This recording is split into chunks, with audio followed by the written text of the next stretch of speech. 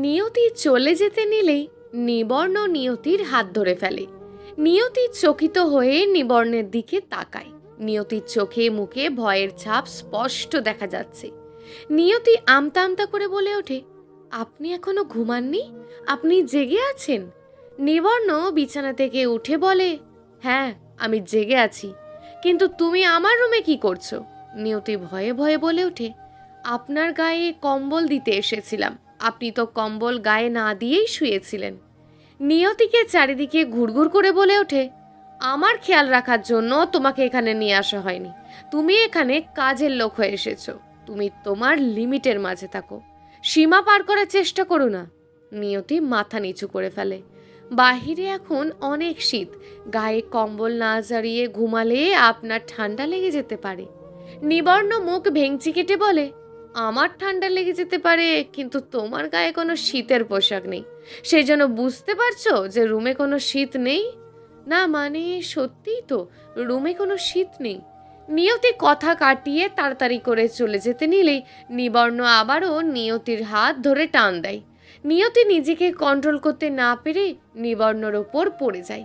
নিয়তি খোলা কেশগুলো নিবর্ণের সমস্ত মুখের ওপর পড়ে। নিয়তি তাড়াতাড়ি করে নিবর্ণের উপর থেকে উঠে যায়। অদূরে দাঁড়িয়ে বলে ওঠে, প্লিজ আমাকে টাচ করবেন না। যে আমার হাত সারা জীবন ধরে রাখতে পারবে, একমাত্র সেই লোককেই আমি আমার হাত ধরার অনুমতি দেব। নিবর্ণ কোনো কথা না বলে নিয়তির হাত ধরে বাইরে নিয়ে আসে। নিয়তির চোখ থেকে জল গড়িয়ে পড়ছে। এখন রাত 8টা বাজে। সকলে তাদের দিকে ড্যাব ড্যাব করে তাকিয়ে আছে। নিয়তি নিবর্ণকে রাতে খাওয়ার জন্য ডাকতে গিয়েছিল। নিবর্ণ ক্লান্ত হয়ে শুয়েছিল। নিয়তি ভেবেছিল নিবর্ণ হয়তো ঘুমিয়ে আছে। কম্বল গায়ে জড়িয়ে দিতে গিয়েই নিয়তির এমন অবস্থা। নিবর্ণ নিয়তির হাত ধরে নিয়তিকে বাহিরে নিয়ে আসে। নিবর্ণ কিছু বলতে নেবে তার আগে নিয়তি বলে ওঠে, প্লিজ আমাকে বাড়ি থেকে বের করে দেবেন না, আমি এমন ভুল আর কখনো করব না। নিবর্ণ গাড়ির দ্বার খুলে দিয়ে বলে, গাড়িতে উঠে বসো। নিয়তি ভয়ে ভয়ে বলে ওঠে, গাড়িতে কোথায় যাব? আপনি আমাকে মেরে ফেলবেন না তো? নিবর্ণ অগ্নি দৃষ্টি নিক্ষেপ করে বলে, তোমাকে গাড়িতে উঠতে বলেছি, গাড়িতে উঠে বসো। নিয়তি একইভাবে দাঁড়িয়ে আছে কাঁদো কাঁদো ভাব নিয়ে। নিবর্ণ কোনো উপায় না পেয়ে নিয়তিকে কোলে করে গাড়িতে বসিয়ে দেয়। নিবর্ণ গাড়িতে বসে ড্রাইভ করতে শুরু করে দেয়। নিয়তি কান্না করতে করতে বলে ওঠে, প্লিজ আমার সাথে এমন করবেন না, আমি আমি এমন ভুল আর করব না, আমি আপনার রুমে আর কোনোদিন যাব না। নিবর্ণ নিয়তির দিকে অগ্নিদৃষ্টি নিক্ষেপ করে বলে, আর একটা কথাও বলবে না? চুপচাপ বসে থাকতে পারো না? নিয়তির দিকে টিস্যু এগিয়ে দিয়ে বলে, চোখের জল মুছে নাও, এক ফোঁটাও যেন চোখ থেকে জল বের না হয়। নিয়তি কোনো কথা না বলে কেঁদে যাচ্ছে। নিবর্ণ গাড়ি নিয়ে বড় একটা শপিং মলে দাঁড় করায়। নিয়তি কিছুই বুঝতে পারছে না গাড়ির শপিং মলে কেন নিয়ে আসলো। নিবর্ণ নিয়তিকে নিজের সাথে করে শপিং মলের ভিতরে নিয়ে যায়। নিয়তি চকিত হয়ে নিবর্ণর দিকে তাকিয়ে আছে। নিবর্ণ নিয়তিকে শপিং মলে নিয়ে এসে বলে ওঠে, তোমার শীতের পোশাক যেগুলো পছন্দ হয় সেগুলো নিয়ে নাও। নিয়তি আমতা আমতা করে বলে ওঠে, কার জন্য শীতের পোশাক পছন্দ করব? আমি তো কারোর পছন্দ জানি না। নিবর্ণ মাথায় হাত দিয়ে বলে, কার জন্য মানে? আমার জন্য শীতের পোশাক পছন্দ করো। বিড়বিড় করে বলে ওঠে, মেয়েদের নিয়ে একটাই সমস্যা, তার শীতের পোশাক নেই, সেই জন্য নিয়ে আসলাম, এখন বলছে কার জন্য শীতের পোশাক কিনবে। নিয়তি একটু দূরে দাঁড়িয়ে মনে মনে বলে, আপনার শীতের পোশাক নেই, আগে বললেই পারতেন, সেগুলো না বলে আমাকে টানতে টানতে নিয়ে আসলেন, আমি তো ভয়ে পেয়ে গেছিলাম। নিয়তি নিবর্ণের জন্য কয়েকটি জ্যাকেট পছন্দ করে। কাউন্টারে গিয়ে জ্যাকেট নিয়ে আসতেই নিবর্ণের চোখ রসগোল্লার মতন বড় হয়ে গেছে। নিবর্ণ চকিত হয়ে বলে, তুমি ছেলেদের পোশাক পরবে? নিয়তি চোখ বড় করে বলে, আমি ছেলেদের পোশাক পরতে যাব কেন? এগুলো তো আপনার জন্য নিয়ে এসেছি। নিবর্ণ দাঁতে দাঁত চেপে বলে ওঠে, আমি আমার জন্য নিয়ে আসতে বলেছি? একটু আগেই তো আপনি বললেন আপনার শীতের পোশাক নেই, আর আপনার জন্য শীতের পোশাক পছন্দ করতে বললেন। নিবর্ণ নিজের কপালে আঙুল দিয়ে দুদিকে স্লাইড করে বলে ওঠে, তোমার বুদ্ধি কি হাঁটুর নিচে? কিছুই বুঝতে পারো না? আমি তোমার জন্য শীতের পোশাক নিতে বলেছি। নিয়তি চকিত হয়ে বলে, আমার জন্য মানে? আমার শীতের পোশাক তো আছে, আমার কোনো শীতের পোশাক লাগবে না। নিবর্ণ কিছু না বলে নিজেই নিয়তির জন্য পোশাক পছন্দ করতে থাকে। নিয়তিকে দাঁড় করিয়ে দেখে সাইজ ঠিক আছে কিনা। নিয়তি দু চোখ ভরে নিবর্ণকে দেখে যাচ্ছে। নিয়তি মনে মনে বলে ওঠে, আপনি আমার এত খেয়াল রাখছেন, কিন্তু আমাকেই তো মেনে নিতে পারছেন না। আমাকে একবার ভালোবাসা দিয়ে কাছে টেনে নেন, দেখবেন কোনো দিন আপনাকে ছেড়ে যাব না। ছোঁয়া মুচকি হেসে বলে, আমি খুব খুশি হয়েছি। আজ এই নিয়তিকে দাদা ঘাড় ধাক্কা দিয়ে বের করে ছাড়বে। মনে হয় দাদার রুমে পারমিশন ছাড়া ঢুকেছে। নিবর্ণের মা উঁচু স্বরে বলে ওঠে, তোমার মুখে বাজে কথা ছাড়া অন্য কিছু আসে না। তুমি যেমন সবাইকে তুমি সেরকমই ভাবো। ছোঁয়া কর্কশ কণ্ঠে বলে ওঠে, মা তুমি তোমার নীতির কথা বন্ধ করো। তুমি দাদাকে এখনো চিনতেই পারোনি। দাদা ঘাড় ধাক্কা দিয়ে ছোঁয়াকে বের করে দেবে। নিবর্ণের মা উঁচু স্বরে বলে, মুখে লাগাম লাগাও, তোমার মাথা থেকে বাজে চিন্তা দূর করে দাও। তোমার চিন্তাধারা খুবই নিম্ন। ছোঁয়া কর্কশ কণ্ঠে বলে, মা তোমার কাছে কাজের মেয়েটা বড় হয়ে গেল, আমি তোমার কাছে কেউ না? তুমি আমার কথা না ভেবে তুমি কাজের মেয়ে নিয়তিকে নিয়ে ভাবছো। ছোঁয়া রাগ দেখিয়ে খাবার টেবিল থেকে চলে যায়। অন্য একজন সার্ভেন্ট এসে বলে ওঠে, ছোট সাহেব নিয়তিকে গাড়ি করে কোথায় জানি নিয়ে গেছে। নিবর্ণের মা চকিত হয়ে বলে, কোথায় নিয়ে যেতে পারে? চিন্তার বিষয়। মেয়েটা নতুন, একটা ভুল করেছে, তাই তাকে এত বড় শাস্তি দিতে হবে? নিবর্ণ নিয়তির দিকে ঝুঁকে বলে, এভাবে তাকিয়ে আছো কেন? আমাকে না দেখে পোশাকগুলো দেখো। আসলে কেউ আমাকে কোনোদিন এভাবে শপিং মলে নিয়ে আসেননি। আপনি প্রথম আমাকে শপিং মলে নিয়ে আসলেন। মন খারাপ করতে হবে না, আমি জানি তোমার সম্পর্কে সবকিছু। নিয়তি চোখ বড় করে চকিত হয়ে বলে, আপনি জানেন কিভাবে? অবাক হওয়ার কিছু নেই, এখন থেকে আমি মাঝে মাঝেই নিয়ে আসবো তোমায়। এতগুলো পোশাক আমার জন্য? হ্যাঁ, সবগুলোই তোমার জন্য। নিবর্ণ সেখানেই একটা শীতের সোয়েটার নিয়তির গায়ে পরিয়ে দেয়। বাকিগুলো গাড়িতে রেখে আসে। নিবর্ণ নিয়তিকে নিয়ে একটা রেস্তোরাঁয় নিয়ে আসে। নিবর্ণ নিয়তির পছন্দ মতো সকল খাবার অর্ডার করে। নিয়তি কোনো ভুল করলে নিবর্ণ তাকে সংশোধন করে দেয়। নিয়তি যেন কোনো সংকোচ বোধ না করে, সেজন্য তাকে সব কিছুতে সাহায্য করে যাচ্ছে। নিয়তি নিবর্ণর দিকে অপলক দৃষ্টিতে তাকিয়ে আছে। নিয়তি ভাবছে, আগের নিবর্ণ আর আজকের নিবর্ণর মাঝে অনেক পার্থক্য। আমি তো এমন কাউকেই নিজের পাশে চেয়েছিলাম। ডিনার শেষ করে রাত 11টার দিকে তারা গাড়ি করে বাড়ি ফিরে আসছে। হুট করে নিবর্ণ দেখতে পায় সামনে থেকে কেউ পাগলের মতন করে গাড়ি চালিয়ে আসছে। মনে হচ্ছে সে গাড়ির নিয়ন্ত্রণ হারিয়ে ফেলেছে। নিবর্ণ গাড়ি ঘুরিয়ে অন্য রাস্তায় নিয়ে যাবে, তার কোনো উপায় নেই। নিবর্ণ 5-7 না ভেবে নিয়তিকে গাড়ি থেকে ধাক্কা দিয়ে ফেলে দেয়। নিবর্ণ নিজের জীবনের সাথে অন্য একটা জীবনকে মৃত্যুর মুখে ঠেলে দিতে পারবে না, সেজন্য নিয়তিকে গাড়ি থেকে ধাক্কা দিয়ে ফেলে দেয়। এতে নিয়তির সামান্য ব্যথা পেলেও তার জীবনটা বেঁচে যাবে। নিবর্ণের গাড়ি ব্রেক করে দাঁড়িয়ে যায়। নিবর্ণ ভেবেছিল সেও গাড়ি থেকে নেমে যাবে, কিন্তু নিবর্ণ নামার আগেই সামনে থেকে আসা গাড়ি নিবর্ণের গাড়িকে ধাক্কা দেয়। দুটি গাড়ির সংঘর্ষে সামনে থেকে আসা গাড়িটির গতি বন্ধ হয়ে যায়। সেখানে স্থির হয়ে দাঁড়িয়ে পড়ে। নিয়তি চিৎকার করে কান্না করতে করতে বলে ওঠে, নিবর্ণ আপনি এটা কি করলেন? আমাকে বাঁচাতে গিয়ে আপনি নিজের জীবন উৎসর্গ করে দিলেন। নিয়তি দৌড়ে গাড়ির কাছে আসে। নিয়তি আসার আগেই সব কিছু শেষ হয়ে যায়। গাড়ি থেকে রক্তের জোয়ার বয়ে চলেছে। নিয়তি তাড়াতাড়ি করে গাড়ির দ্বার খোলে। নিবর্ণর মাথা ফেটে রক্ত বের হচ্ছে। নিবর্ণর রক্ত দিয়ে সারা দেহ লাল হয়ে গেছে। নিয়তি নিবর্ণকে জড়িয়ে ধরে চিৎকার করে বলে, আপনি আমাকে ছেড়ে যেতে পারেন না। আপনি আমার নিঃশ্বাসের সাথে মিশে আছেন। আপনি ছাড়া আমার সিঁথির সিঁদুরের কোনো মূল্য নেই। ওপরওয়ালা, আপনি আমার নিবর্ণকে আমার কাছে ফিরিয়ে দেন। তাকে ছাড়া আমি বাঁচতে পারবো না। অপর গাড়িতে থাকা ছেলেটার তেমন কোনো আঘাত লাগেনি। ছেলেটার নাম আগুন চৌধুরী। আগুন গাড়ি থেকে নেমে নিয়তির কাছে আসেন। আগুন নিয়তির কাঁধে হাত রেখে বলে ওঠে, প্লিজ ভেঙে পড়বেন না, আমরা তাকে হসপিটালে নিয়ে যাব, তার কিচ্ছু হতে দেব না। দেখবে তোমার নিবর্ণের কিচ্ছু হবে না। নিয়তি নিবর্ণকে জড়িয়ে ধরে কান্না করেই যাচ্ছে। আগুন চৌধুরী কোনো কথা নিয়তির কান অবধি পৌঁছাচ্ছে না। আগুন নিয়তির কাঁধে একটু ধাক্কা দিয়ে বলে ওঠে, নিবর্ণকে হসপিটালে নিয়ে যেতে হবে। নিবর্ণকে এভাবে চলে যেতে পারে না। প্লিজ তাড়াতাড়ি হসপিটালে নিয়ে যাওয়ার ব্যবস্থা করতে হবে। নিয়তি আগুনের দিকে তাকিয়ে কিছু বলতে নেবে, তার আগেই নিয়তি জ্ঞান হারিয়ে ফেলে। নিয়তি এত বড় সফট নিতে পারেনি। আগুন অ্যাম্বুলেন্সে ফোন করে নিয়তি আর নিবর্ণকে হসপিটালে নিয়ে আসে। হসপিটালের করিডরে পায়চারি করছে আগুন। তার জন্য দুটো জীবন আজ মৃত্যুর মুখে।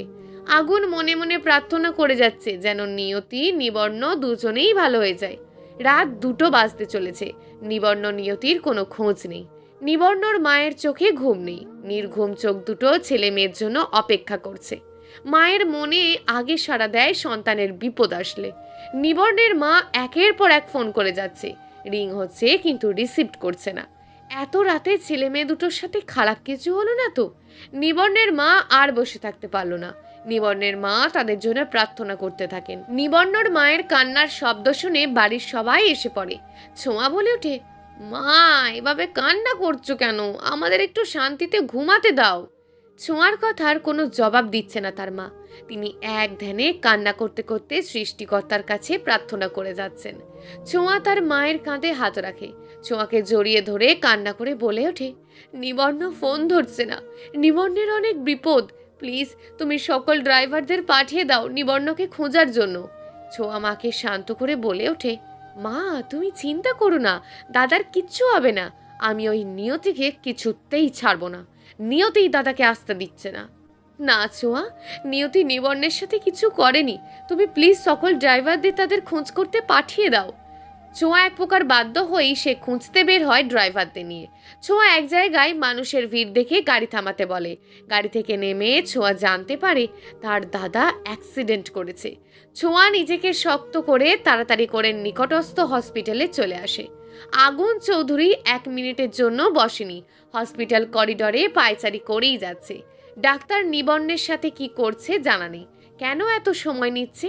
নিয়তির জ্ঞান ফেলার পর শুধু নিবর্ণ নিবর্ণ করে যাচ্ছে। ডাক্তাররা তাকে আটকাতে না পেরে নিয়তিকে ঘুমের ইঞ্জেকশন দিয়ে দেন। ছোঁয়া পাগলের মতন দৌড়ে হসপিটালে আসে। ছোঁয়া জানতে পারে তার দাদার অপারেশন চলছে। ছোঁয়া অপারেশন থিয়েটারের কাছে এসে হাঁটু গেড়ে বসে কান্না শুরু করে দেয়। আগুন চৌধুরী ছোঁয়াকে এভাবে কান্না করতে দেখে ছোঁয়ার কাঁধে হাত রাখে। ছোঁয়া পিছনে ঘুরতেই আগুন চৌধুরী বলে ওঠে, নিবর্ণ আপনার কে হয়? এভাবে কান্না করবেন না। নিবর্ণ একদম ঠিক হয়ে যাবে। ছোঁয়া কোনো কথা না বলে আগুনকে মারতে শুরু করে। তুই তুকারি করে বলতে শুরু করে, তুই আমার দাদাকে মেরে ফেলেছিস।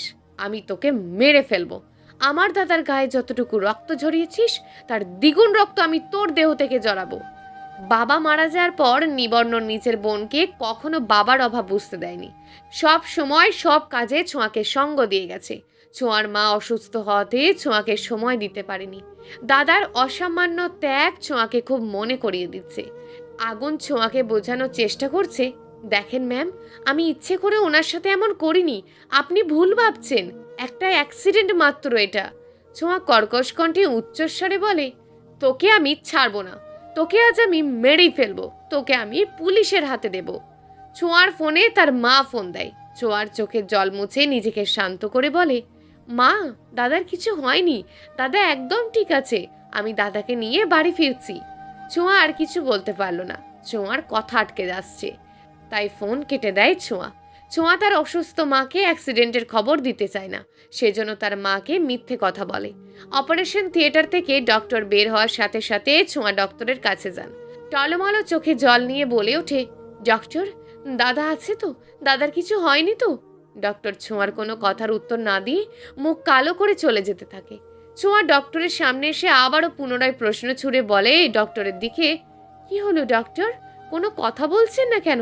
যত টাকা লাগে আমি দেব, তবু আমার দাদাকে ঠিক করে দেন। ডক্টর মলিন কণ্ঠে বলে ওঠে, ম্যাম আমার সাথে আমার কেবিনে আসেন। সেখানে আপনার সাথে আমার কিছু কথা আছে। সেখানেই আপনাকে সবকিছু খুলে বলছি। ছোঁয়া আর আগুন ডক্টরের পিছু পিছু ডক্টরের কেবিনে আসে। ছোঁয়া চোখ থেকে অনবরত অশ্রু গড়িয়ে যাচ্ছে। ছোঁয়া এর আগে কখনো কারোর জন্য এত কষ্ট পায়নি। নিজের বাবার জন্য এতটা কষ্ট হয়নি যতটা কষ্ট হচ্ছে দাদা নিবর্ণের জন্য। ডক্টর মুখ কালো করে মলিন কণ্ঠে বলে ওঠে, আমি আপনাদের কাছ থেকে কিছু লুকাতে চাই না। নিবর্ণের অবস্থা খুব খারাপ। আমরা কিছুই বলতে পারছি না। আর কিছু না বলে ডক্টর 2 হাত মুঠো করে মাথা নিচু করে কথা বলা বন্ধ করে দেয়। ছোঁয়া ডক্টরের কথা শুনে জোরে জোরে কান্না করতে থাকে। আগুন ছোঁয়াকে অভয় দিয়ে ডক্টরের দিকে প্রশ্ন করে, প্লিজ ডক্টর, এভাবে অর্ধেক কথা বলে আমাদের দুশ্চিন্তায় ফেলবেন না, আমাদের সব খুলে বলুন। নিবর্ণ যদি 24 ঘন্টার মাঝে জ্ঞান ফিরে না আসে তাহলে তাকে বাঁচানো সম্ভব নয়। আগুন ছোঁয়ার হাতে হাত রেখে ছোঁয়াকে ভরসা দেয়। আগুন আবারও বলে ওঠে, নিয়তি ঠিক আছে তো? তার অবস্থা এখন কেমন? একটা নার্স এসে বলে, নিয়তির অবস্থাও ভালো নেই। তার জ্ঞান ফেরার পর সে শুধু নিবর্ণের খোঁজ করে যাচ্ছে, সেজন্য তাকে ঘুমের ইঞ্জেকশন দিয়ে ঘুম পাড়িয়ে দেওয়া হয়েছে। দেখতে দেখতে সকাল হয়ে যায়। ছোঁয়া তার মায়ের কাছে আর কিছু লোকাতে পারল না। ছোঁয়া তার মাকে সব কিছু বলে দেয়। ছোঁয়ার মায়ের অবস্থাও নাজেহাল। একমাত্র ছেলের এমন অবস্থা দেখে নিজেই নিজের বিপি বাড়িয়ে ফেলেছে। নিয়তি নিবর্ণের মায়ের পায়ের কাছে বসে কান্না করে চলেছে। তাদের সাথে আগুন চৌধুরীও আছে। তার গায়ে সেই রক্তমাখা টি শার্ট। সেও কোথাও যায়নি, সে নিজেকে দোষারোপ করে যাচ্ছে। তারপর আসে সেই মুমূর্ষু সময়। 24 ঘন্টা হতে কিছু সময় বাকি রয়েছে। সকল ডাক্তার তাদের আশা ছেড়ে দিয়েছেন। সকলেই বলা বলি করছেন, নিবর্ণ আর বেঁচে নেই। যেখানে মানুষের আশা ভরসা শেষ হয়ে যায়, সেখান থেকেই ওপরওয়ালার আশীর্বাদ শুরু হয়। একটা নার্স নোটিশ করে নিবর্ণর হাতের আঙুল নাড়ানোর চেষ্টা করছে। নার্স বলে ওঠে, স্যার, পেশেন্ট রেসপন্ড করছে। নার্সের কথা শুনে সবাই নিবর্ণের দিকে তাকায়। নিয়তির ভেজা চোখ একটু আশার আলো দেখতে পায়। নিবর্ণের মায়ের চোখ এখনো ছলছল করছে। এটা কোনো কষ্টের অশ্রু নয়, সুখেও মানুষের অশ্রু আছে। ডক্টর সবাইকে বাহিরে চলে যেতে বলে। সবাই ডক্টরের কথা মতো বাহিরে চলে আসে। সবার মুখে হাসি, হাতে যেন চাঁদ পেয়ে গেছে। সব থেকে বেশি খুশি হয়েছে ছোঁয়া। নিয়তি আগুনকে হসপিটাল থেকে চলে যেতে বলে, কিন্তু আগুন চলে যাওয়ার পাত্র নয়। আগুন নিজের পোশাক পরিবর্তন করে হসপিটালে থেকে যায়। ছোঁয়াকে শক্তি যোগানোর জন্য আবির চলে আসে হসপিটালে। বিপদের সময় চেনা যায় কাছের মানুষকে। নিয়তি নিবর্ণের মাকে বাড়িতে পাঠিয়ে দেয়। তিনি হসপিটালে থাকলে অসুস্থ হয়ে পড়বেন। নিয়তি চায় না আর কেউ অসুস্থ হয়ে পড়ুক। দুপুরের দিকে আবির ছোঁয়ার কাঁধে হাত রেখে বলে, চলো ছোঁয়া, কিছু মুখে দেবে। কাল থেকে তুমি মুখে কিচ্ছু দাওনি। ছোঁয়া এক বুক কষ্ট নিয়ে বলে, আমার খেতে ইচ্ছে করছে না, প্লিজ আমাকে খাওয়ার জন্য জোর করবেন না। আবির ছোঁয়ার সামনে হাঁটু গেড়ে বসে বলে, ছোঁয়া, তুমি না খেলে অসুস্থ হয়ে পড়বে, প্লিজ অল্প কিছু পরিমাণে খেয়ে নাও। ছোঁয়া কাঁদো কাঁদো স্বরে বলে ওঠে, প্লিজ আমাকে খাওয়ার জন্য জোর করবেন না, আমার একটুও ক্ষুধা নেই। পৃথিবীতে ভাই বোনের ভালোবাসার কোনো তুলনা হয় না। ভাই বোনকে ছাড়া থাকতে পারবে না, আর বোন ভাইকে ছাড়া থাকতে পারে না। ভাইয়ের অভাব বুঝতে পারে সেই বোন যার কোনো ভাই নেই। তেমনই বোনের অভাব বুঝতে পারে বোনহীন ভাইগুলো।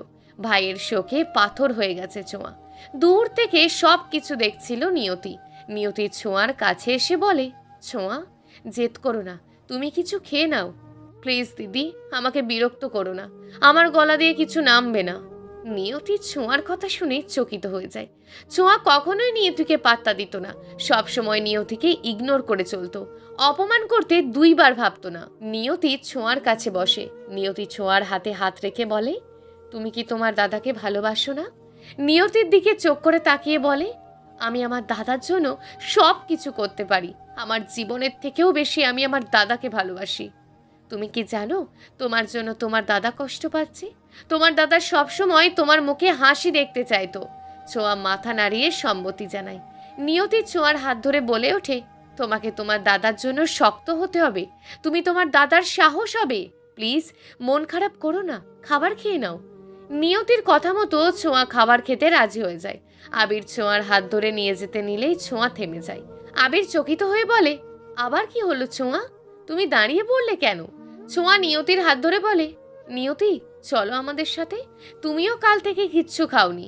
নিয়তি মলিন হাসি দিয়ে বলে, আমার কিছু হবে না, তুমিই বরং খেয়ে এসো, এখানে তো একজনকে থাকতে হবে। ছোঁয়া অভিমানী স্বরে বলে ওঠে, এখানে কাউকে থাকতে হবে না, দাদার কিচ্ছু হবে না, আমরা দূরে তো কোথাও যাচ্ছি না। নিয়তি এক প্রকার অনিচ্ছা থাকা সত্ত্বেও তাদের সাথে খাবার খেতে চলে আসে। লোক দেখার মতন কিছু খাবার দুজনে খেয়ে নেয়। আবার পুনরায় চলে আসে নিবর্ণের কাছে। দেখতে দেখতে হসপিটালে কেটে যায় 12টা দিন। ছোঁয়া আবিরের সাথে মিলে ব্যবসার কাজে যোগ দেয়, যেন নিবর্ণ সুস্থ হয়ে সব কিছু ফিরে পায়।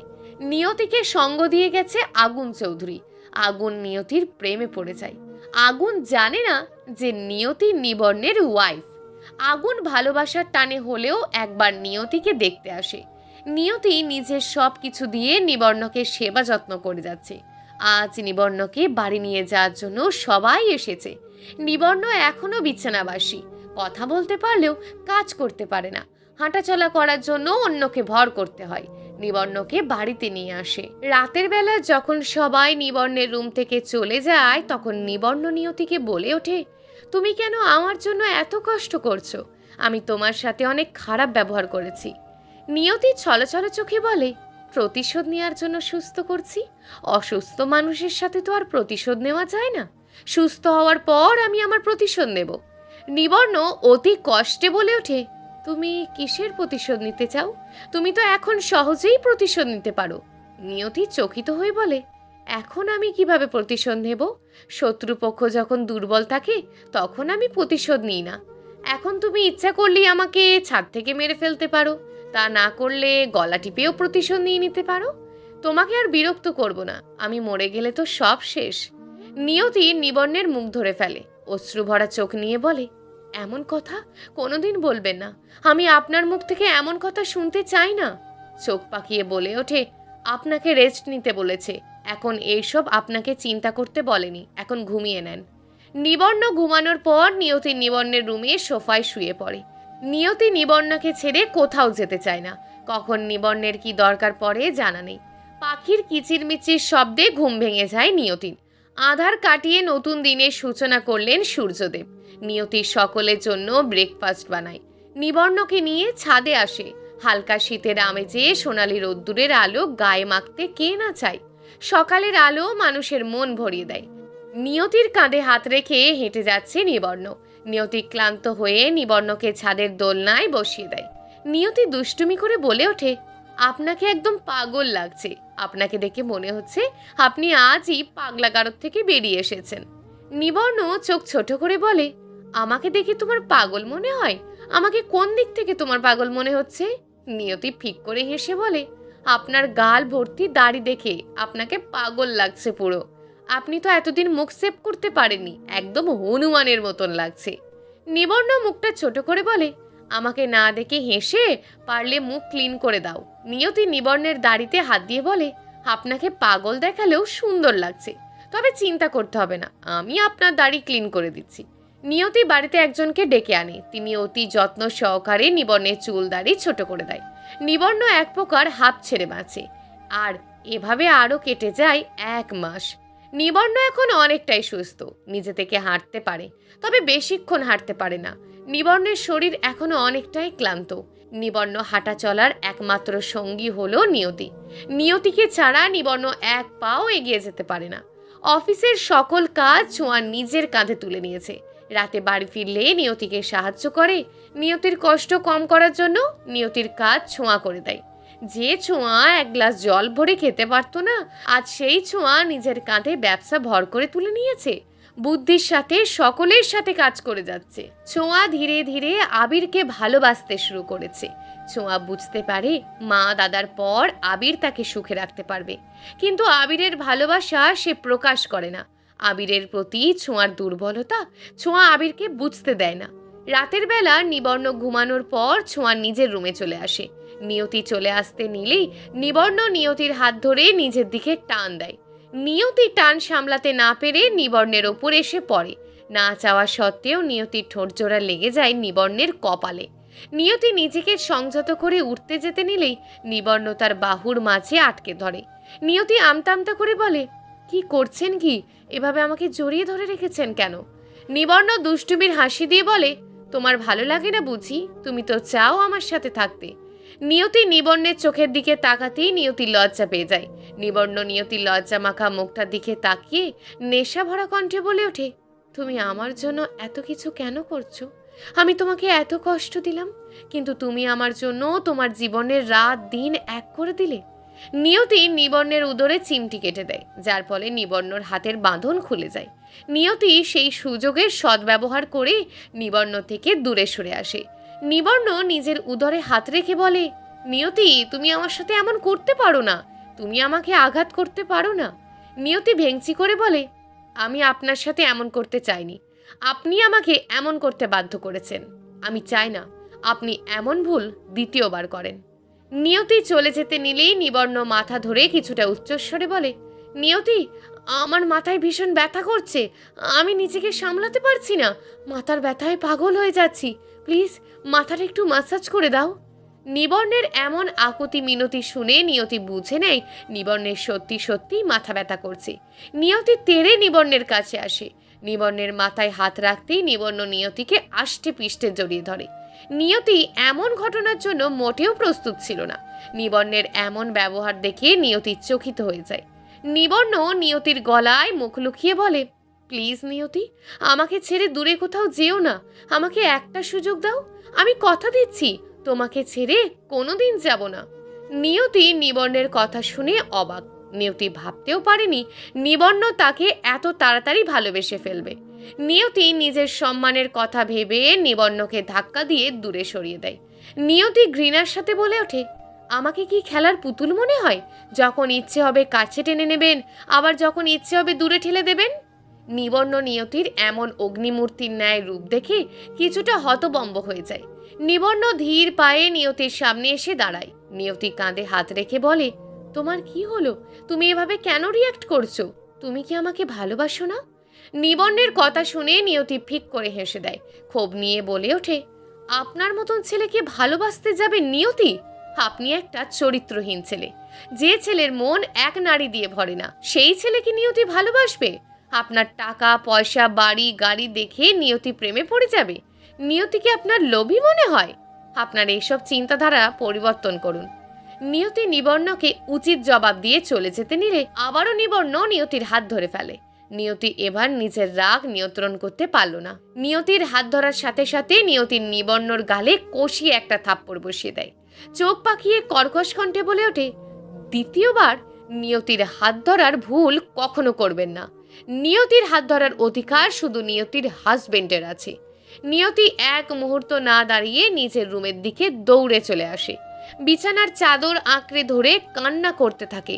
নিয়তির কান্নার বাঁধ মানছে না।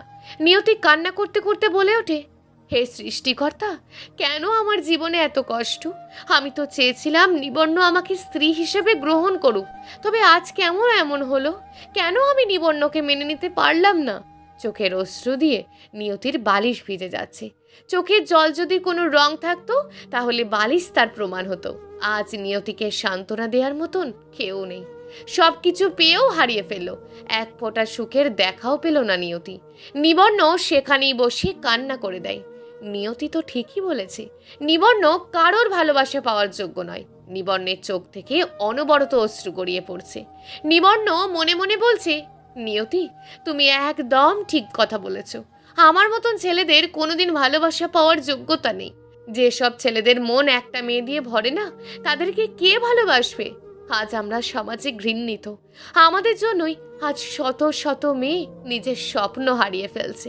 ওপরওয়ালা, আমাকে ভালো হওয়ার একটা সুযোগ দিন। নিবর্ণ কান্না করতে করতে ফ্লোরেই ঘুমিয়ে পড়ে। কিন্তু নিয়তির চোখে কোনো ঘুম নেই। নিয়তি ভেবে নেয় সে আর এই বাড়িতে থাকবে না।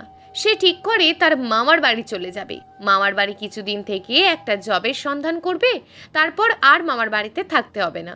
নিয়তি কাউকে কিছু না বলে রাতের অন্ধকারে চুপি চুপি বাড়ি থেকে বেরিয়ে যায়। নিবর্ণের রুমে নিয়তির কোনো দেখা না পেয়ে ছোঁয়া নিয়তির রুমে আসে। ছোঁয়া রুমে এসে দেখতে পায় নিয়তি রুমে নেই। ছোঁয়া ভেবে নেয় তার দাদাকে নিয়ে হয়তো ছাদে আসে। ছাদে সেও কাউকে দেখতে পায় না। অবশেষে ছোঁয়া দাদার রুমে পা রাখে। নিবর্ণের রুমে পা রাখতেই ছোঁয়া চোখ কপালে উঠে যায়। ছোঁয়া চিৎকার করে বলে ওঠে, দাদা, তুমি ফ্লোরে কি করছো? ছোঁয়ার চিৎকারে নিবর্ণের ঘুম ভেঙে যায়। নিবর্ণ ঘুম থেকে উঠে দেখে সে ফ্লোরে শুয়ে আছে। ছোঁয়া নিবর্ণের কাঁধে হাত রেখে বলে, দাদা, তোমার এই অবস্থা কি করে হলো? কে করলো তোমার এমন অবস্থা? নিবর্ণ মাথা নিচু করে বলে, আমি ঠিক আছি। মনে হয় রাতে মাথা ঘুরে পড়ে গিয়েছিলাম। দাদা, আমার চোখের দিকে তাকিয়ে কথা বলো। কি লুকাতে চাইছো তুমি? আর নিয়তি কোথায়? তাকে তো কোথাও দেখতে পাচ্ছি না। নিবর্ণ চকিত হয়ে বলে, মানে? নিয়তিকে খুঁজে পাওয়া যাচ্ছে না মানে কি? তার রুমে খেয়াল করেছিস?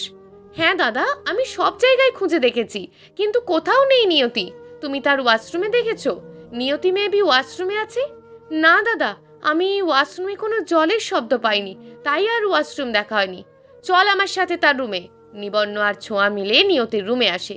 রুমে এসে নিয়তিকে দেখতে পায় না। ওয়াশরুমেও নিয়তি নেই। ছোঁয়ার চোখ আটকে যায় টেবিলের ওপরে রাখা চিরকুটের ওপর। ছোঁয়া চিরকুটটি নিয়ে পড়তে থাকে। একটু পরে বলে ওঠে, দাদা, নিয়তি চলে গেছে। সে আর কোনো দিন এই বাড়িতে আসবে না। নিয়তি চলে যেতে পারে না। আমাকে ছেড়ে নিয়তি কোনোদিন চলে যেতে পারে না। তোমাকে ছেড়ে চলে যেতে পারে না মানে কি? নিয়তি এখানে স্পষ্টভাবে লিখেছে সে এই বাড়িতে আর থাকতে চায় না, তাই সে চলে যাচ্ছে। নিবর্ণ আগ্রহ দেখিয়ে বলে, আর কিছু লেখেনি? কেন চলে যাচ্ছে? না, আর কিছু লেখেনি। ছোঁয়া সন্দেহের দৃষ্টিতে নিবর্ণ দিকে তাকিয়ে বলে, দাদা, তুমি কি লুকাতে চাইছো? তোমার কেন এত কষ্ট হচ্ছে? তুমি কিছু করনি তো নিয়তির সাথে? নিবর্ণ আমতা করে বলে, আমি আমি কি করতে যাব নিয়তির সাথে? আমি কিছু করিনি নিয়তির সাথে। তোমার কথা আটকে আসছে কেন? আমি এখনো ছোট নয় দাদা, আমি সব কিছু বুঝতে পারছি। কি হয়েছে আমাকে সব কিছু খুলে বলো। নিবর্ণ ছোঁয়াকে জড়িয়ে ধরে কান্না শুরু করে দেয়। নিবর্ণ বাচ্চাদের মতন করে কান্না করে যাচ্ছে। ছোঁয়া নিবর্ণের কান্না দেখে অবাক। ছোঁয়া নিবর্ণকে বোঝানোর চেষ্টা করছে, কিন্তু নিবর্ণ কান্না করেই যাচ্ছে। নিয়তি সকালের বাস ধরে মামার বাড়ির উদ্দেশ্যে যাত্রা শুরু করে। নিয়তি নিজের বাড়িতেও যেতে পারবে না। নিজের বাবার এমন রূপ দেখে কে ওই বাড়িতে যেতে চায়? ছোঁয়া নিবর্ণকে বিছানায় বসিয়ে দেয়। নিবর্ণকে অভয় বাণী দিয়ে বলে ওঠে, নিয়তি কিসের জন্য চলে গেল? দাদা, তোমাকে আমি কথা দিচ্ছি, আমি নিয়তিকে ফিরিয়ে নিয়ে আসবো। তুমি সত্যি নিয়তিকে ফিরিয়ে আনবে? কিন্তু নিয়তি কোথায় গেছে আমি তো জানি না। নিয়তি তো তার নিজের বাড়িতে যেতে পারে। তার নিজের বাড়ি কোথায়? নিবর্ণ চোখে জল মুছে বলে, নিয়তি কোনো দিন নিজের বাড়িতে যাবে না। নিয়তি ভুল করে হলেও নিজের বাবার সম্মুখীন হবে না। নিয়তির বাড়ি থেকে জানতে পারবো নিয়তি কার বাসায় যেতে পারে। তার আগে বলো, নিয়তির সাথে তোমার সম্পর্ক কি? আমি ছোঁয়ার হাত ধরে সবকিছু বললাম। আমি নিয়তিকে ভালোবাসি, তাকে ছাড়া আমি বাঁচতে পারবো না। আমি তাকে ভালোবাসার কথা বলে সে বাড়ি থেকে চলে যায়। কিন্তু নিয়তি তোমাকে ভালোবাসে না। তোমাকে ভালো না বাসার কারণ কি হতে পারে? আমাকে না ভালোবাসার কারণ আমি তার জীবনকে ধ্বংস করে দিয়েছি। আজ আমার জন্যই নিয়তির এমন অবস্থা। নিয়তিকে বাধ্য করেছি এই বাড়িতে কাজের মেয়ে হয়ে থাকতে। নিবর্ণ একটু থেমে আবারও বলতে শুরু করে নিয়তির সাথে ঘটে যাওয়ার কাহিনী। নিবর্ণর মুখ থেকে যা শোনে তার জন্য মোটেও ছোঁয়া প্রস্তুত ছিল না। আমি নিয়তিকে ঠকিয়ে বিয়ে করি। নিয়তিকে প্রথম দেখাতেই আমার ভালো লেগে যায়। আমাদের বিয়েটা ছিল নকল, কিন্তু নিয়তিকে সারা জীবন কাছে পাওয়ার জন্য রঙের পরিবর্তনে আমি তার স্মৃতিতে সিঁদুরই পরিয়ে দিই। বিশ্বাস করো, তার সাথে আমি কোনো অন্যায় করিনি। তাকে টাচ করার আমার সম্পূর্ণ অধিকার আছে। বুঝতে পারলাম। তুমি তার স্মৃতিতে সিঁদুর পরিয়ে দিলে, কিন্তু তাকে আমাদের বাড়িতে কাজের মেয়ে বানিয়ে নিয়ে আসলে কেন? মা তো তোমার বিয়ের জন্য প্রতিদিনই বলতো। সবকিছু হয়েছে নিয়তির সৎমার জন্য। নিয়তির সৎমা নিয়তির বাবাকে বিভিন্ন ধরনের ভুল বুঝিয়ে এইসব কাজ করতে বাধ্য করেছে। আমি ওনার কথা মতো বিয়ের দুদিন পর একটা নকল ডিভোর্স পেপার বানাই, কিন্তু নিয়তি জানতে পারে কোনো আদালত দুদিনের মাথায় ডিভোর্স পেপার তৈরি করে দেয় না। ডিভোর্স নিতে গেলে সর্বনিম্ন 3 মাসের সময় দেয়। তারপর কি হলো? থেমে গেলে কেন? নিবর্ণ চোখের জল মুছে বলে, নিয়তির সামনে তার বাবার আসল পরিচয় ফুটে ওঠে। যদিও তিনি ছিলেন একটা মাধ্যম, আসল শয়তান ছিল নিয়তির সৎমা। আমি তাকে বলে দিই আমার কাছ থেকে নিয়তিকে ছাড়িয়ে নিয়ে আবার বিয়ে দেবে। এজন্য বলেছি যেন নিয়তি আমাকে ছেড়ে না যায়। ছোঁয়া এক কদম পিছিয়ে বলে, ছি দাদা, তুমি এতটা নীচ! একটা মেয়ের জীবন ধ্বংস করে দিলে। তাকে ছেড়ে দেওয়ার যদি কথা ছিল, তার সাথে তোমাকে আমি কত বিশ্বাস করতাম, আর তুমি। ছোঁয়া আরও কিছু বলার আগেই নিবর্ণ ছোঁয়ার হাত ধরে টলমল নয়নে বলে, আমি যা করেছি নিয়তিকে কাছে পাওয়ার জন্য করেছি। আমি এমন না করলে আমার জায়গায় অন্য কোনো ছেলে নিয়তির জীবন ধ্বংস করে দিত। ছোঁয়ার নিচের হাত ছাড়িয়ে নিয়ে বলে, শিয়ালের হাতে মুরগি দিতে চাও না, কিন্তু তুমি নিজেই শিয়াল সেজে নিয়তিকে ভক্ষণ করলে। তুই আমাকে যা খুশি তাই বল, আমার নিয়তিকে আমার কাছে এনে দে। তুমি কি পারতে না তার বাবা মায়ের বিরুদ্ধে গিয়ে নিয়তির পাশে দাঁড়াতে? নিবর্ণ ছোঁয়ার কোনো প্রশ্নের উত্তর দিতে পারছে না। নিবর্ণ বিছানায় বসিয়ে ছোট্ট বাচ্চার মতন হাঁটু বাঁচ করে কান্না করতে থাকে। ছোঁয়া নিজের ভাইয়ের কষ্ট দেখে নিবর্ণের কাঁধে হাত রাখে। যা হওয়ার হয়ে গেছে, এখন আমাদের উচিত নিয়তির খোঁজ বের করা। আমাদেরকে নিয়তির বাড়িতে যেতে হবে। ছোঁয়া আর নিবর্ণ দুজন মিলে নিয়তিদের বাড়ি চলে যায়। নিবর্ণ কলিং বেল বাজাতেই নিয়তির বাবা দ্বার খোলেন। নিবর্ণকে দেখেই নিয়তির বাবা দরজা লাগাতে নিলেই নিবর্ণ জোর করে রুমের ভেতর ঢুকে পড়ে। নিয়তির বাবা অগ্নি দৃষ্টি নিক্ষেপ করে বলে, তোর এত বড় সাহস, তুই আমার বাড়িতে এসেছিস? আমার বাড়ি থেকে এখনই বেরিয়ে যা। ছোঁয়া নিয়তির বাবার সামনে এসে বলে, আমরা একটা দরকারে আপনার বাড়িতে এসেছি। আমি ছোঁয়া, নিবর্ণের ছোট বোন। ক্ষোভ নিয়ে বলে ওঠেন তিনি, আমি তোমাদের সাথে কোনো কথা বলতে চাই না, তাই তোমরা ভালোই ভালোই চলে যাও। আমরা এখান থেকে চলে গেলে আপনার মেয়েকে খুঁজে এনে দেবে কে? নিয়তির বাবা চকিত হয়ে বলে, নিয়তিকে খুঁজে পাওয়া যাচ্ছে না মানে? সে তো তোমাদের বাড়িতে ছিল। হ্যাঁ, আমাদের বাড়িতেই ছিল, কিন্তু আজ রাতে চিঠি লিখে চলে গেছে। কোথায় যেতে পারে কিছু জানি না। নিয়তির বাবা রুমের মাঝে কোনো কিছু না বলে নিবর্ণ ও ছোঁয়ার হাত ধরে বাহিরে নিয়ে আসে। নিবর্ণ কিছু বলতে নিলেই চোখের ইশারায় কথা বলতে মানা করেন। নিয়তির বাবা তাদের একটা নির্জন জায়গায় নিয়ে আসেন। তিনি বলতে শুরু করেন, নিয়তির ভালো কোনো বান্ধবী নেই। নিয়তি কোথাও গেলে একমাত্র যেতে পারে তার মামার বাড়ি। নিয়তি অভিমান করে তার মামার বাড়িতেই যায়। নিবর্ণ মুচকি এসে বলে, নিয়তির মামার বাড়ি কোথায়? আমরা এখনই সেখানে যাত্রা শুরু করব। নিয়তির বাবা চুপি চুপি তাদের ঠিকানা দিয়ে দেন। তিনি কথা না বাড়িয়ে তাড়াতাড়ি সেখান থেকে বাড়ির উদ্দেশ্যে পা বাড়ান। একটু দূরে গিয়ে, তোমরা এখান থেকে তাড়াতাড়ি চলে যাও, এখানে থাকলে তোমাদের বিপদ হতে পারে। নিবর্ণ ছোঁয়া নিয়তির বাবার কথা মতো চলে আসে। বাড়িতে এসে কিছু পরিমাণ খাবার খেয়ে যাত্রা শুরু করে। নিয়তি সন্ধ্যার দিকে তার মামার বাড়িতে আসে। নিয়তিকে দেখে নিয়তির মামি রান্নাঘর থেকে বাহিরে আসে। তিনি হাসি মুখে বলে ওঠেন, তুমি আসবে, আমাকে একটা ফোন করবে না? তোমার জন্য পছন্দের রান্না করতাম। নিয়তি মলিন হাসি দিয়ে বলে, মামি, আমি তোমাদের সারপ্রাইজ দিতে এসেছি। ফোন করে আসলে তো তোমরা সারপ্রাইজ হতে না। নিয়তির মামি নিয়তিকে জড়িয়ে ধরে বলে, আমারও যদি তোমার মতন একটা মেয়ে থাকতো, তাহলে সেও তোমার মতন আমাকে ভালোবাসতো। কিন্তু ভাগ্যের কি পরিহাস, আজ আমি নিঃসন্তান। মামিকে জড়িয়ে ধরে কান্না করে, আমি তোমাদের অভাব পূরণ করতে পারবো না, কিন্তু আমি এবার তোমাদের এখানে অনেক দিন থাকবো। নিয়তির মামি চোখে জল মুছে বলে, কই গো, দেখো কে এসেছে, আমাদের নিয়তি এসেছে, দেখে যাও। নিয়তির মামা তড়িঘড়ি করে রুম থেকে বেরিয়ে আসেন। নিয়তি তার মামাকে প্রণাম করে, হাসি মুখে বলে ওঠেন, আমার ছোট্ট মাটা একদম শুকিয়ে গেছে তো, তাড়াতাড়ি তাকে কিছু খেতে দাও। নিয়তি হাসি মুখে বলে, আমি একটুও শুকাইনি, বরং আগের তুলনায় আমি একটু মোটু হয়েছি। নিয়তি তার মামা মামির সাথে রুমে আসে। তার মামার অবস্থান হলো মধ্যবিত্ত। নিয়তিকে পেয়ে তারা নিঃসন্তানের কথা ভুলে যায়। নিয়তির মা মারা যাওয়ার পর নিয়তিকে নিজের কাছে রাখতে দিতে চেয়েছিলেন, কিন্তু নিয়তির বাবা ওনার মেয়েকে কিছুতেই অন্যের বাড়িতে রাখতে চায়নি। নিয়তি গরম গরম ভাতের সাথে আলু ভর্তা, ছোট মাছ দিয়ে খেয়ে নেয়, অনেক তৃপ্তি করে খায়। এখানকার বিল থেকে তার মামা কিনে এনেছেন। নিয়তি খাওয়ার পর বলে ওঠে, মামি, আমার ভীষণ ঘুম পাচ্ছে, কাল তোমাদের সাথে অনেক গল্প করব। ওকে সোনা, অনেক দূর থেকে এসেছো, একটু ঘুমিয়ে নাও, ঘুমিয়ে নিলে ভালো লাগবে। নিয়তির মামি নিয়তির জন্য বিছানা করে দেন। নিয়তি তার মামিকে পিছন থেকে জড়িয়ে ধরে বলে, মামি, তুমি আমাকে একটাও কাজ করতে দিচ্ছ না। তোমাকে আমি পেটে ধরিনি, কিন্তু তুমি আমার কাছে আমার মেয়ের থেকে কোনো অংশে কম নয়। তোমার জন্য করব না তো কার জন্য করব? তুমি শুয়ে পড়ো, আমি তোমার মাথায় হাত বুলিয়ে দিচ্ছি। নিয়তি মামির কথা শুনে কান্না করে দেয়, অশ্রু চোখে বলে ওঠে, আজ যদি আমার মা বেঁচে থাকতেন, তাহলে আমার সাথে এমনই করতো। তুমি আমাকে মায়ের অভাব কখনো বুঝতে দাওনি। নিয়তির চোখে জল মুছিয়ে দিয়ে বলে, কান্না করে না, আমি তোমার মাথায় হাত বুলিয়ে দিচ্ছি। নিয়তি শুয়ে পড়ে। নিয়তির মামি নিয়তির মাথায় হাত বুলিয়ে দিচ্ছে। ক্লান্ত নিয়তি কখন ঘুমিয়ে পড়েছে মনে নেই। নিয়তির মাথা থেকে চুল সরে যায়। নিয়তির মামি নিয়তির মাথায় সিঁদুর দেখে অবাক হয়ে যান। নিয়তিকে ডাক দিতে নিয়েও ডাক দেন না।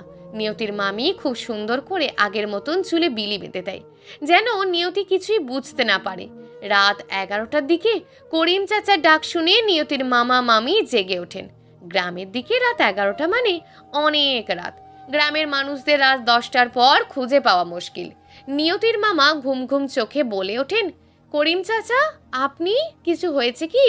করিম চাচা ভাঙা গলায় বলে ওঠেন, তোমাদের মেহমান এসেছে, তারা তোমাদের বাড়ি চিনতে পারছিল না। আমি গঞ্জ থেকে বাড়ি ফিরছিলাম, ফেরার পথে তাদের সাথে দেখা হয় আমার। তারা তোমার সাথে কথা বলতে চায়। চলি আমি, প্রচুর ঘুম আসছে। করিম চাচা আর কিছু না বলে সাইকেলে চড়ে ভাঙা গলায় গান গাইতে গাইতে চলে যান। নিয়তির মামা মামি নিবর্ণ ছোঁয়াকে রুমের ভিতরে নিয়ে আসেন। নিবর্ণ দেখতে পায় নিয়তির মামা মামি ছাড়া আর কেউ নেই। নিয়তিকে দেখতে না পেয়ে নিবর্ণ এদিক ওদিক উঁকি মারছে। নিয়তির মামি বলে ওঠেন, এভাবে তুমি কাকে খুঁজছো? তুমি আমাদের বাড়িতে চুরি করতে এসেছো?